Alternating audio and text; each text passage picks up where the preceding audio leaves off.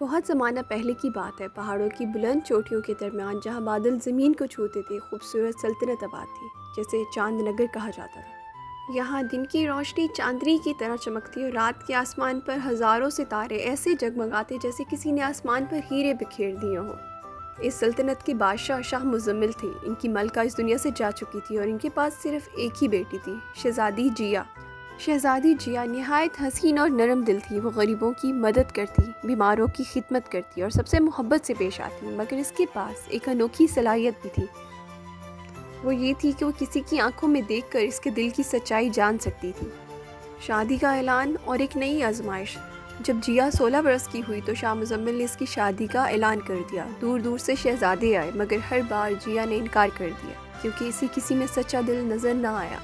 اسی دوران ایک عجیب خبر پھیلی۔ سلطنت کے شمالی پہاڑوں کے پیچھے ایک سیاہ جنگل تھا جہاں ایک پرسرار سایہ نمودار ہونے لگا۔ لوگ کہتے تھے وہاں ایک جادوئی آئینہ چھپا ہے جو سلطنت کی قسمت بدل سکتا ہے، لیکن اس جنگل میں جانے والا کوئی واپس نہ آیا۔ شاہ مزمل پریشان تھے، اگر وہ آئینہ دشمن کے ہاتھ لگ جاتا تو سلطنت خطرے میں پڑ سکتی تھی۔ شہزادی جیا نے کہا، مجھے اس آئینے کو ڈھونڈنا ہوگا، یہ سلطنت کی حفاظت کا سوال ہے۔ بادشاہ ہچکچائے مگر آخر اجازت دے دی۔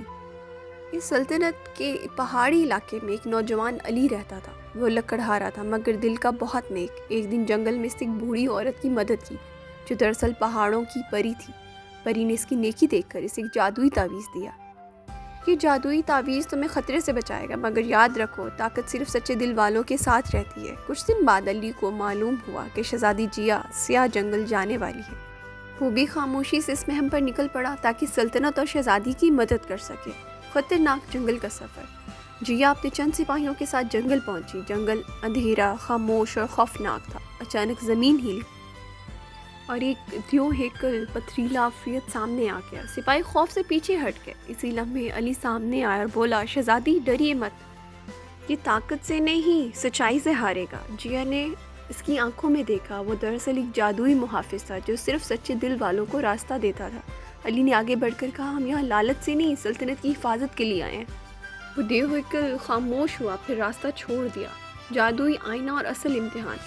جنگل کے بیچوں بیچ ایک غار تھی جہاں چمکتا ہوا جادوئی آئینہ رکھا تھا، مگر جیسے ہی وہ قریب پہنچے آئینے سے آواز آئی، صرف وہی اس آئینے کو لے جا سکتا ہے جس کے دل میں کوئی لالچ نہ ہو۔ شہزادی جیا نے علی کی طرف دیکھا۔ اس نے اس کی آنکھوں میں وہی سچائی دیکھی جو پہلے کبھی نہ دیکھی تھی۔ جیسے ہی دونوں نے مل کر آئینہ اٹھایا، غار روشن ہو گیا اور خطرہ ختم ہو گیا۔ سچی محبت کی جیت۔ محل واپس آ کر شاہ مزمل نے سب کچھ سنا۔ پہاڑوں کی پری بھی ظاہر ہوئی اور علی کی سچائی کی گواہی دی۔